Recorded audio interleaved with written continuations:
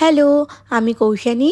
আজকের রেসিপিটা কিন্তু এতটাই ইউনিক, সারা ফেসবুক ইউটিউব খুঁজে ফেললেও আমার মনে হয় না এই রেসিপি তোমরা কোথাও খুঁজে পাবে। মায়ের একটা রেসিপি, মা বলছিল বাংলাদেশে মারা এই কাঁঠালের সময় প্রচণ্ড, যেহেতু ওখানে কাঁঠাল হয়, এই কাঁঠাল দানা দিয়ে এই রেসিপিটা তার মা খুব করতো। তো অনেক দিন ধরে দেখাবে বলছিল, কিন্তু সময় হচ্ছিল না। যাই হোক, ভালো করে দেখলেই নারকেলটাকে কুড়িয়ে নিলেও এই দিকে কাঁঠাল দানাগুলোকে 5 থেকে 6টা সিটি মেরে নিয়েছে, একদম নরম করে নিয়েছে। হাতের সাহায্যেই দেখলে পুরো কাঁঠাল দানার যে দানাগুলোকে ভালো করে স্ম্যাশ করে নেওয়া হলো।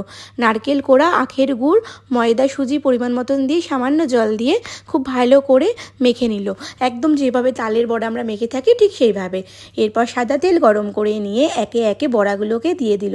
আমি তো প্রথমে ভেবেছিলাম মনে হয় না খুব একটা ভালো খেতে হবে বলে, কিন্তু ট্রাস্ট মি, এত সুন্দর খেতে হয়েছিল বড়াগুলো। বাড়িতে যদি ট্রাই না করো তাহলে বলবো খুব বড় মিস করে ফেলবে।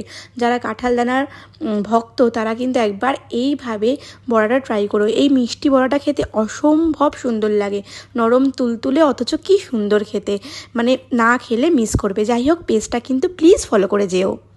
যেরকম তালের বড়া হয় সেরকম কাঁঠালের দানা দিয়েও বড়া করে খাওয়া যায়। কি সুস্বাদু, কত স্বাদ খেতে। নরম কেমন হচ্ছে দেখো একটু।